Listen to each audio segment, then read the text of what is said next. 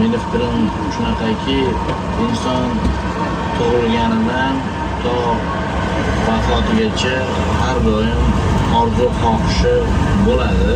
Necha yoshda bo'lishidan qat'iy nazar, 60 yoshmi, 70 yoshmi, 80 yoshmi, buni hamma qat'iy orzu qiladi. Uni orzusi, istagi hech qachon tugamaydi. Bu balki yaxshi maqsadlar uchun yoki yomon maqsadlar uchundirki, uni qisig'i yo'q. Insonda nafs borki, u har doim nimanidir xohlaydi. Assalomu alaykum avtoradio dinleyicilari. Tun va yakun yaxshi tema bo'libdi.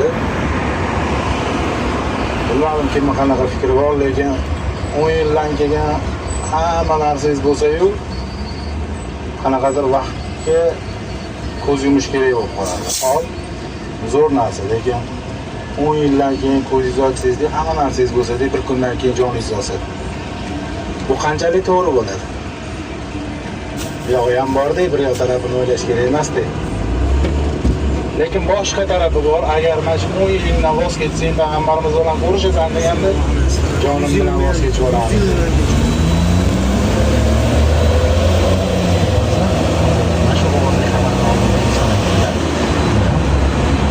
insonni orzusi tugamaydi. Bu to'g'ri fikr. Tinimsiz etaplar bor. O'sha levelga yetdingizmi, keyin yana boshqa narsa orzu qilasiz. Lekin bizni bergan savolimizda hozirgi orzungiz bor-ku, erishib bo'lganingizdan keyin yana nimani orzu qilishingiz u ikkinchi daraja. Hozir Bekmirzadan so'raganimizda shaxsiy hovli, o'choqtovoq, yozgi oshxona, hovuz va oila a'zolarim yonimda degandek bir orzusini misol uchun. Hozir nima kerak menga? Nima bo'lsa ko'nglim to'ladi. Nimaga harakat qilyapman? O'sha yetib borgandan keyin u orzusimda yotib, mana bu yerni yana bunday qilishim kerak, bu hovli emas, menga mana bu hovli kerak deyish, bu o'sha paytdagi Bekmirzani tashvishi. Bizga hozirgi Bekmirzani to'laqonli orzusi mana shu bilan, demak, qaysidir ma'noda nihoyasiga aytaylik, bolaligimizda kompyuterim bo'lsa deymiz yoki qanaqadir telefonim bo'lsa deb orzu qilardik o'zimiz, mana millennialda. Kompyuter olgandan keyin bu bo'ldi, shu bilan hayot tugadi degan emasda, boshqa orzular paydo bo'ladi.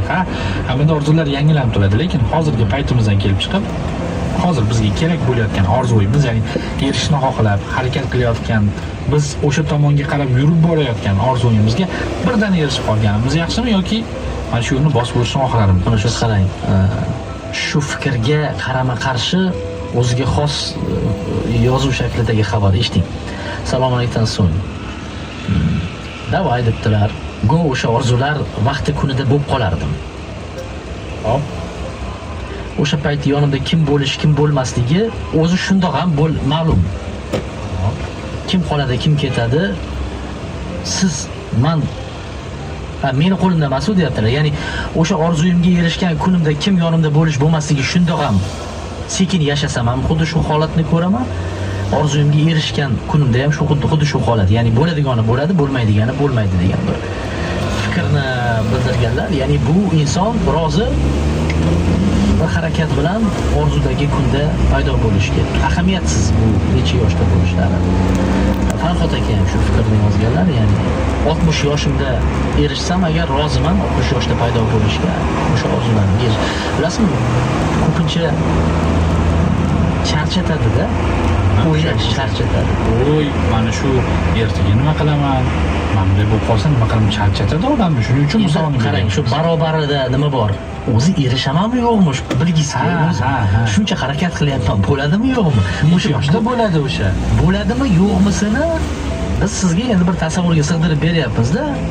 Bo'larmikin yo'qmi o'sha kunda paydo bo'lganingizda, orzularingizga erishgan kunda faqat endi bitta yo'qotishingiz borki, bu ham bo'lsa o'sha orzuyingizdagi kunga yetib borguncha necha yil ketadi va hokazo hammasini yo'qotasiz, lekin o'sha kunda paydo bo'lasiz. Balki bel og'rig'i bilandir. Lekin orzuligicha yoningizda bo'ladi. 97-710-20 mavzuni tushunganlar ovozli xabar yuborishda davom etishingiz mumkin. Mavzuni yana bir qisqa tushuntiray.